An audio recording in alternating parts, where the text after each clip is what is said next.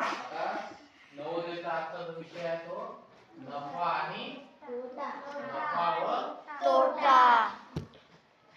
लक्षात ठेवा, हा शब्द नेहमी व्यवहाराच्या दृष्टीने आपण लहान मोठ्या दुकानात कुठेही काही खरेदी करायला जातो तेव्हा हा शब्द नेहमी आपल्या कानावर पडतो. नेमका काय लक्षात ठेवा, या दोन शब्दाचा आपल्या भाषेत जर अर्थ आपल्याला लावायचा झाला तर याचा अर्थ होतो नफा म्हणजे फायदा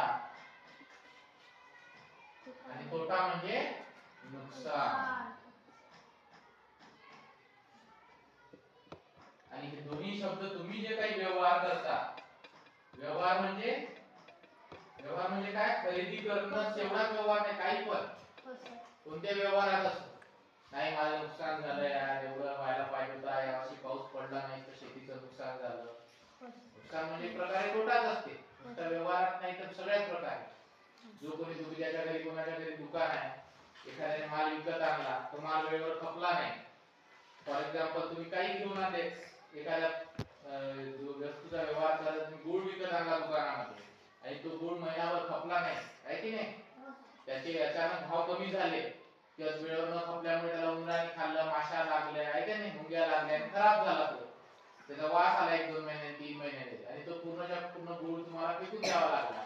साखर आणतो आपण, बरेच दिवस ती खपत नाही, कोणत्या ज्या नाशवंत वस्तू आहे ज्या लवकर खराब होतात, पनीर आहे, दूध आहे, दुधाचा तुम्ही व्यवसाय करत आहे की नाही, दूध आज आणलं 1-2 दिवस पॅक दूध कसं 2-3 दिवसात खपायला पाहिजे, त्याची एक तारीख असते, त्या तारखेपर्यंत त्या तारखेपर्यंत ते जर त्याच वेळेत खपलं नाही तर त्याचं काय होते, खराब झाल्यामुळे आपल्याला नुकसान होते की बाबा माझं नुकसान झालं, एवढ्या रुपयाची वस्तू विकत आणली होती पण ती त्या वेळेत खपली नाही, त्याच्यामुळे माझं जे नुकसान झालं त्याला आपण तोटा म्हणतो.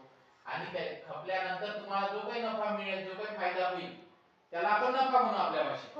कारण फायदा म्हणजे नफा आणि नुकसान म्हणजे तोटा. कशा प्रकारे त्याचे उदाहरण पाहू, सरळ याचे काय पाहू आपण, उदाहरण पाहू. नफा म्हणजे फायदा, तोटा म्हणजे नुकसान. तर आता याचे सरळ जर उदाहरणाचा आपण विचार केला तर सगळ्यात पहिले जनरल उदाहरण पाहू. काय उदाहरण पाहायचं याच्यामध्ये, पहिल्यांदा साधं उदाहरण घेऊ की आपण एखाद्या किराणा दुकानात किंवा कोणत्याही दुकानात जात आहे, कोणतंही एक उदाहरण घेऊ. अजय नावाचा एक व्यक्ती आहे, दुकानदार आहे, त्याचा व्यवसाय कोणता आहे, दुकानदार आहे की नाही.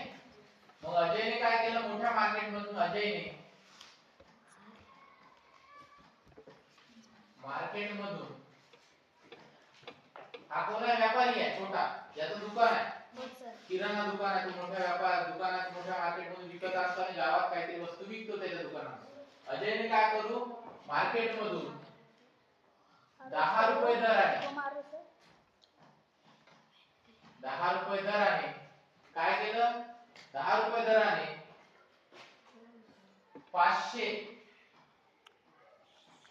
चॉकलेट, 10 रुपये दराने 500 चॉकलेट आणले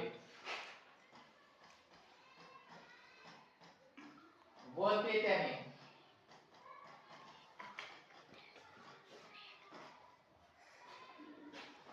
12 रुपये दराने